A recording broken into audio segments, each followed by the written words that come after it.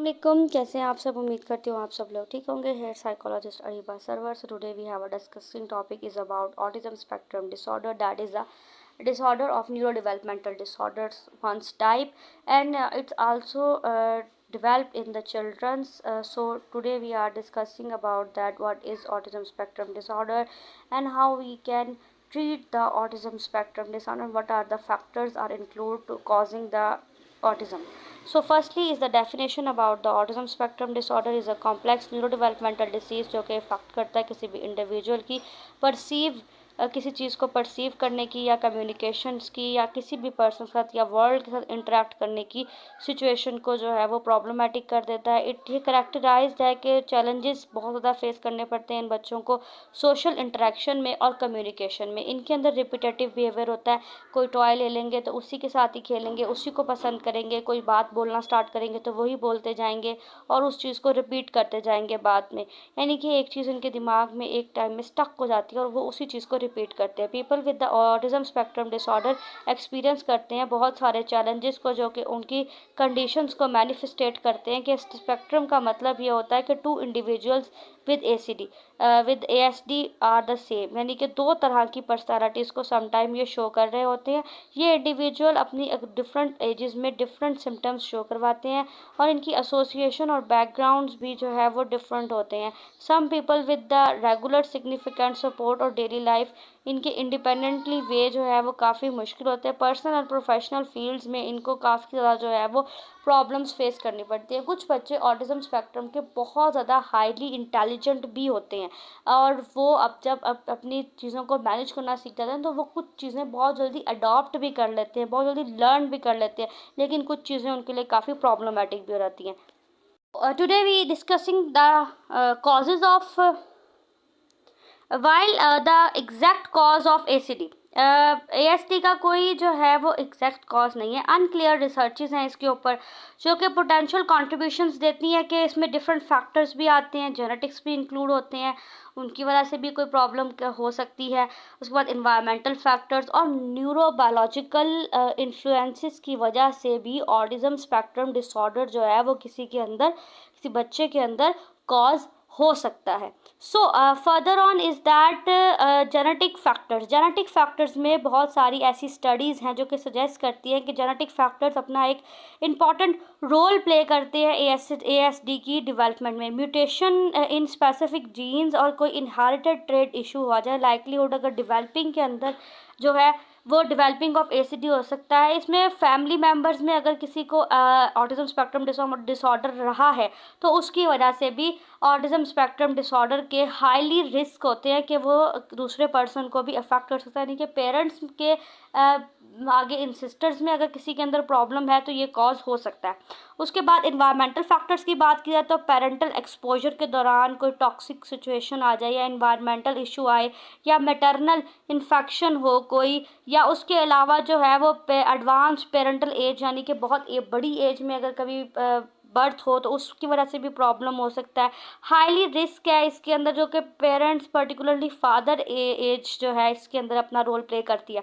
उसके बाद फिर जो है वो ASD के डिफरेंट फैक्टर्स हैं जो कि नॉट कोजिड, क्योंकि अनक्लियर फैक्टर्स हैं ना, जेनेटिक पोजीशंस भी हो सकती है। अनक्लियर फैक्टर्स की वजह से कोई बहुत क्लियरली एक्सप्लेन नहीं किया जा सकता कि ये फैक्टर्स इसके अंदर हो सकते हैं। डिफरेंट फैक्टर्स जो हैं वो अपना रोल प्ले करते हैं एनवायरमेंटल फैक्टर्स में भी, जो कि ऑटिज्म स्पेक्ट्रम डिसऑर्डर की डेवलपमेंट की वजह बन सकते हैं। उसके साथ साथ जो है वो नेक्स्ट आती है न्यूरो डेवलपमेंटल फैक्टर्स, जिससे कि रिसर्च शो करती है कि किसी भी इंडिविजुअल जो उसको ASD हो उसके अंदर डिफरेंस ऑफ ब्रेन स्ट्रक्चर या ब्रेन फंक्शन प्रॉब्लम्स में अगर कोई वेरिएशन आ गया, यानी कि ब्रेन के फंक्शंस के दौरान कोई प्रॉब्लम आ गई या ब्रेन के किसी पार्ट के अंदर कोई इशू आ गया, कोई डिफरेंस आ गया, तो उसकी वजह से कम्युनिकेशन प्रॉब्लम लीड करता है जो कि कॉग्निटिव बिहेवियरल करैक्टरिस्टिक्स यानी कि सीन करते हैं जो कि ऑटिज्म स्पेक्ट्रम डिसऑर्डर की वजह बनते हैं।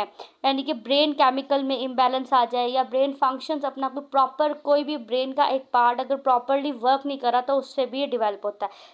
Symptoms of ASD are greatly across individual, यानी कि तमाम तर इंडिविजुअल जो भी ऑटिज्म स्पेक्ट्रम डिसऑर्डर से गुजर रहे होते हैं उनके डिफरेंट सिम्टम्स होते हैं जिससे वो एक्सपीरियंस करते हैं। माइल्ड डिफ़िकल्टीज शो होती है इनको फेस करने में, और बहुत सारे चैलेंजेस इनके सामने आ रहे होते हैं जिनको सम टाइम जो है वो एक जैसे सिम्टम्स नहीं आ रहे होते। हर बच्चा अपना एक अलग सिम्टम शो करवा रहा होता है ऑटिज्म स्पेक्ट्रम डिसऑर्डर का।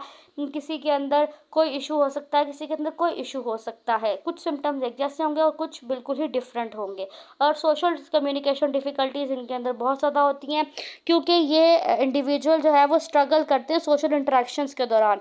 वो उनके अंदर डिफ़िकल्टीज क्योंकि उनके अंदर कॉन्वर्सेशन प्रॉब्लम होती है सबसे पहले तो, फिर लर्निंग प्रॉब्लम्स भी आ जाती हैं, फिर वो सोशली दूसरों के साथ इंटरेक्ट नहीं कर पाते, सोशली जो है वो प्रॉब्लम्स आ रही होती हैं उनके अंदर, और जो है वो साथ ही साथ उनकी जो है नॉन वर्बल कम्युनिकेशन को समटाइम जो है वो अडॉप्ट नहीं कर पा रहे होते, और उनके अंदर जो है वो साथ में बॉडी लैंग्वेज अपने एक्सप्रेशंस को शो ना करवा पाना, स्पीच का एब्सेंट होना, ये तमाम तर चीज़ें चीज़ें जो है वो इन चीज़ों के साथ जब बच्चे काम कर रहे होते हैं तो वो सोशली इंटरेक्शन प्रॉब्लम आ जाती है उनके अंदर बहुत ज़्यादा।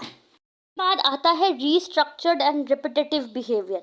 रिस्ट्रिक्टेड एंड स्ट्रक्चर जो है रिपीटेटिव बिहेवियर में ASD के जो पर्सन्स होते हैं उनके मूवमेंट्स और बिहेवियर बहुत ज़्यादा रिपीटेटिव होते हैं।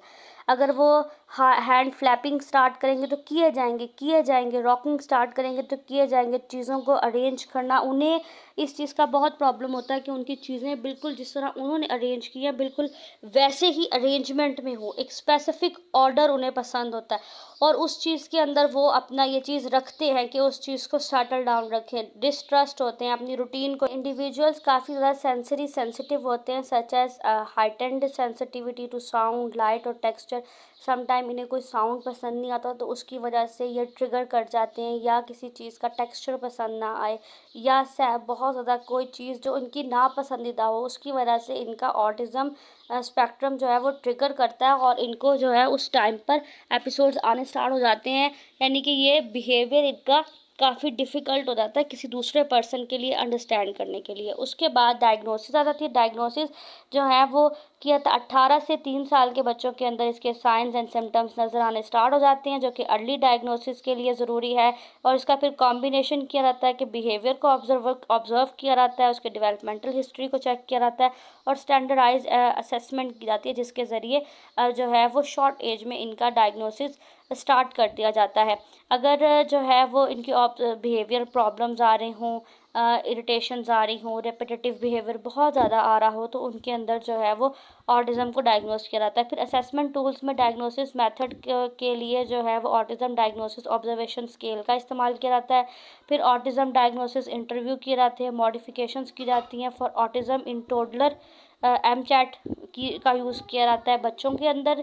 बच्चों से भी कोशिश की जाती है, थेरेपिस्ट एंड साइकोलॉजिस्ट जो कि स्पेसिफिक ऑटिज़म स्पेक्ट्रम डिसऑर्डर के रिलेटेड जिन्होंने अपनी पूरी जो है वो ली हो, तैयारी की हो, या डिग्री ली हो, वो इनको डायग्नोस करते हैं। और फिर ऑटिज़म स्पेक्ट्रम डिसऑर्डर के डायग्नोसिस क्राइटेरिया में persistent deficit social interaction communication, अगर बच्चे बड़े हो चुके हैं तो चेक किया जाता है कि कम्युनिकेशन प्रॉब्लम है, सोशल कम्युनिकेशन प्रॉब्लम है, प्रेजेंस ऑफ रिस्ट्रिक्टिवनेस, रिपीटेटिव बिहेवियर है। फिर इसके सिम्टम्स में जो है वो चेक किया जाता है कि चाइल्डहुड इम्पैक्ट तो नहीं है, यानी कि सम टाइम ऐसा हो सकता है कि चाइल्डहुड कोई इंडिविजुअल प्रॉब्लम या फंक्शन ऑफ डेली प्रॉब्लम की वजह से भी ऑटिज़म स्पेक्ट्रम जो है वो डायग्नोस हो सकता है। उसके बाद जो है इसका ट्रीटमेंट है, इसमें जो है वो 3 तरह का ट्रीटमेंट इस्तेमाल किया जाता है। सबसे पहले बिहेवियरल थेरेपीज़ की जाती हैं जिसमें डिफरेंट ऑफ थेरेपी का इस्तेमाल करते हुए पर्सन के बिहेवियर को चेंज करके मैनेज किया जाता है, और उसके साथ वर्बल कम्युनिकेशंस करवाई जाती हैं।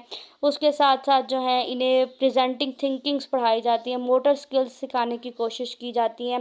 फिर उसके साथ साथ सेंसरी स्किल्स सिखाई जाती हैं, रिप्रेजेंट करना सिखाया जाता है। फिर मेडिकेशंस का इस्तेमाल होता है, और फिर एजुकेशनल एंड बिहेवियरल इंटरवेंशंस करवाई जाती हैं, बिहेवियर इंटरवेंशन सिखाई जाती हैं। सो ये था हमारा आज का lecture. Must like, comment, share and subscribe the channel and give your suggestion about the next learning topic of जो है एनी साइकोलॉजिकल डिसऑर्डर और any other topic you can ask for the next lecture. Thank you so much. Take care, Fema.